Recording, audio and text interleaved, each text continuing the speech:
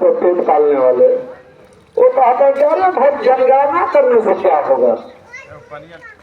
जब तक आपकी जनगणना होगी नहीं तो ये बताइए कि आपकी गिनती कहीं होगी, कोई पूछेगा, कहीं मार कर फेंक दिए जाओगे, तब तो आपकी जीवन लवारिस में रहेगी ना। वो लवारिस जिंदगी कही जाएगी ना, उस देश के आप नागरिक नहीं कहे जाएंगे। आज 1931 से लेकर अब तक हमारे लोगों की जनगणना हुई नहीं, इसलिए जनगणना नहीं होगी तो हमारी कीमत होते नहीं करेगी। मान लीजिए 1 मिनट उदाहरण के तौर पर कि यहाँ 1 करोड़ रुपया रखा हुआ है,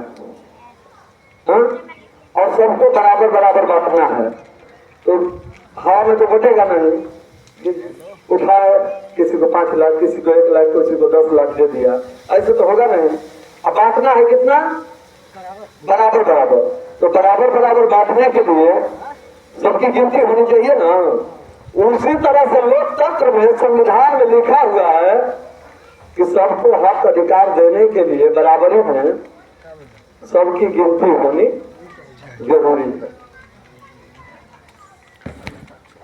तो साथियों, गांधी जी का हमारे लोगों ने साथ दिया। इसके बाद फिर आते हैं और गांधी जी ने धोखा दिया।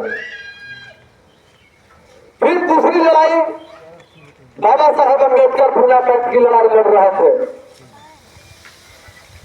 उस समय जसवंत राव चौहान जी थे, जो ज्योतिराव फूले साहब जिसको हम बताए हैं, उनके फेडरेशन का वो प्रभारी थे, राज्य प्रभारी थे, यानी सत्य शोधक जो समाज के फेडरेशन का वो प्रभारी थे जसवंत राव चौहान। तो उस पूना तक में उन्होंने गांधी जी का साथ दिया और बाबा साहब जसवंत राव चौहान जी को कहे कि जसवंत जी, आप गांधी से ऐसा कहो कि गांधी जी से तुम अपना अधिकार मांगो, मैं तुम्हारा समर्थन करता हूँ। गांधी जी से अपने प्रतिनिधित्व का, अपने हक अधिकार का, अपने बैकवर्ड समाज का अधिकार मांगो, मैं तुम्हारा समर्थन करता हूँ।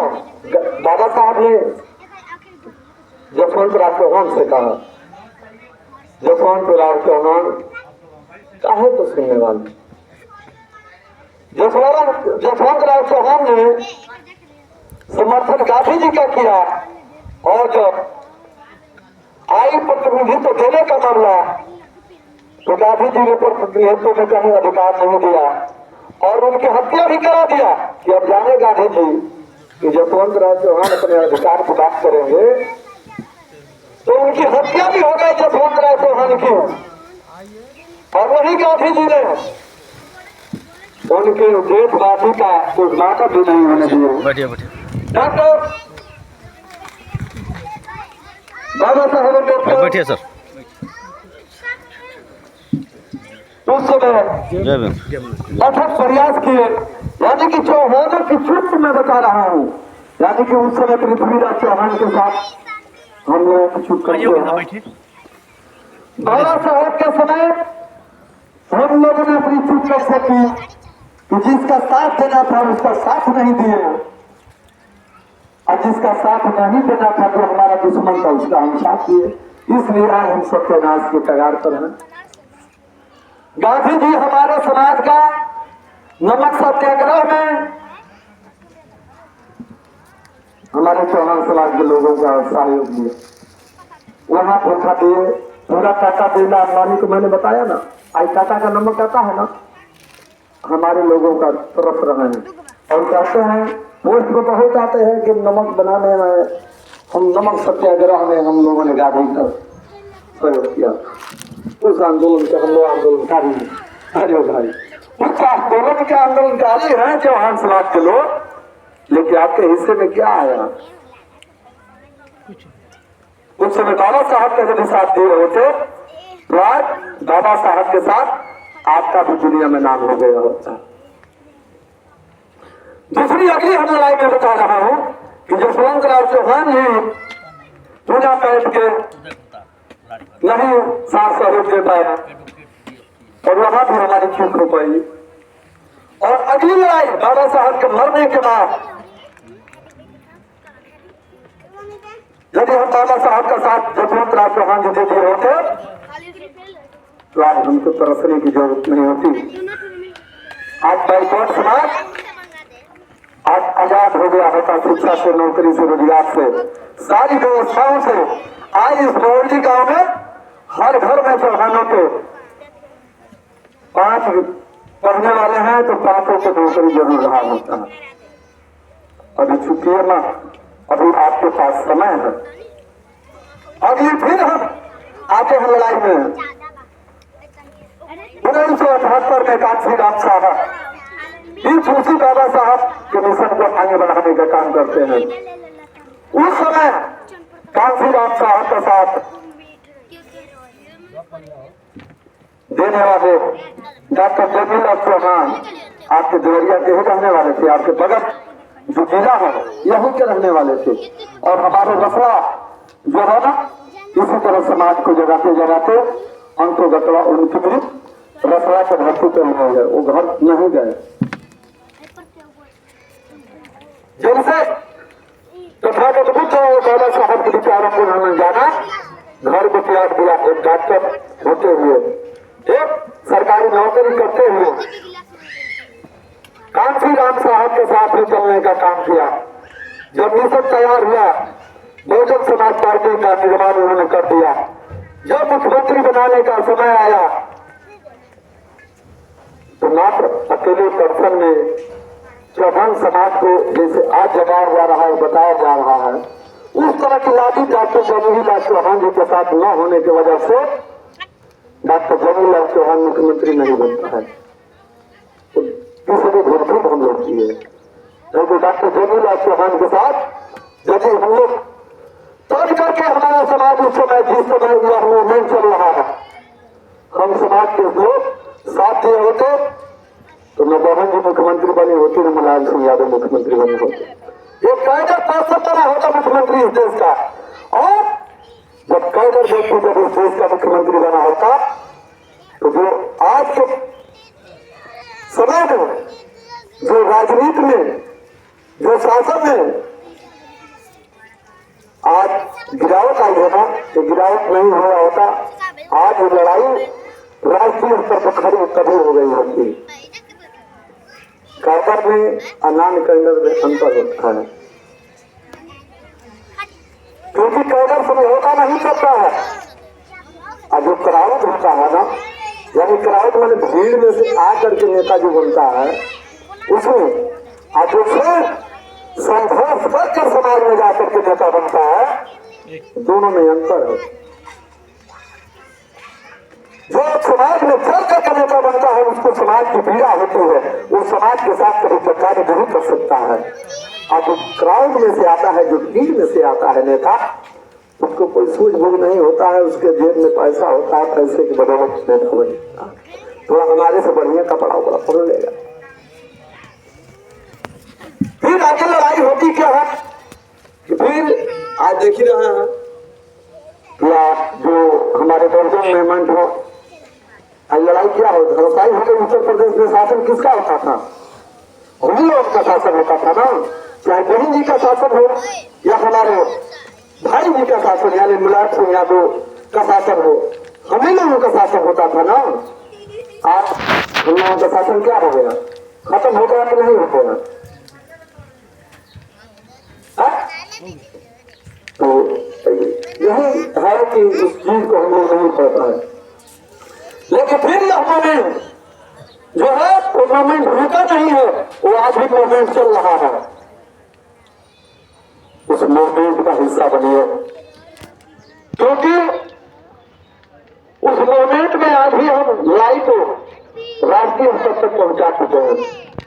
हमारे महापुरुष आने वाले समय के मूल निवासी महानायक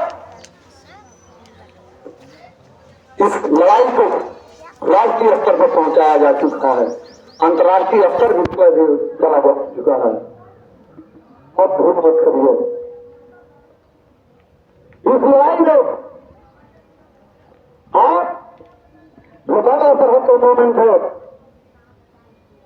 बाबा साहेब के मोमेंट को, फूले साहेब अम्बेडकर का विचार हर घर में जाना चाहिए। इस मूवमेंट में फिर हम लोग चौहान समाज को लगना चाहिए। अभी हम लोगों के बीच में आज तक बड़े भाई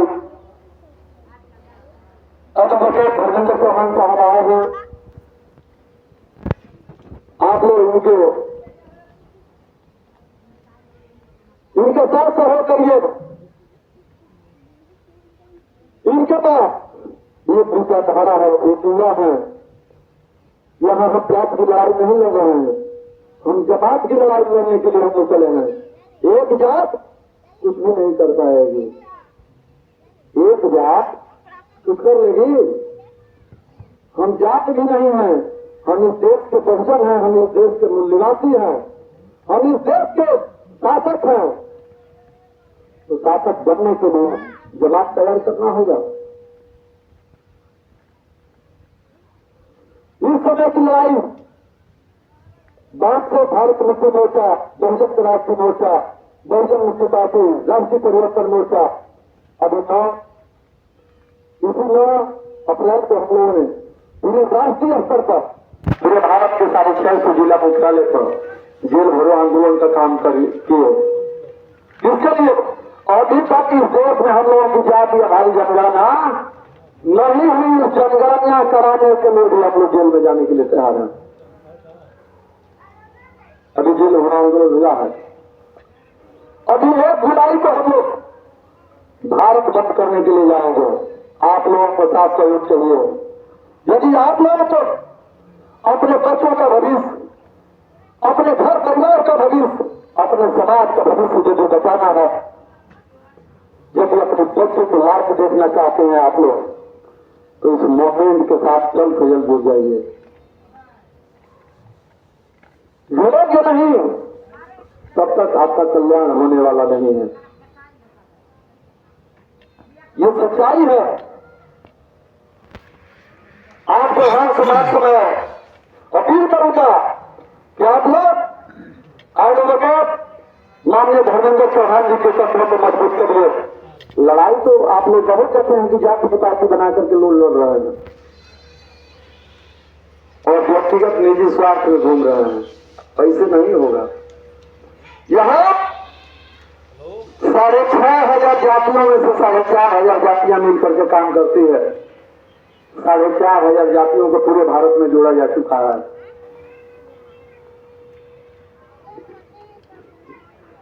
तो आप लोग ध्यान दीजिए और आज आप लोग जो बाबा साहब की जयंती मना रहे हैं, ये गौरव और गौरव की बात है। क्योंकि जिसको हम अपना बाबा मानते हैं, पुजारी मानते हैं, वो लोग बाबा साहब को दामाद भी बनाए थे। और आपको कहते क्या है कि डॉक्टर अम्बेडकर समाज है, यानी कि आपके दिमाग में उनका काम होता है हीन भावना भरना, लेकिन मौका मिला तो उनको अपना दामाद भी बना लेते हैं।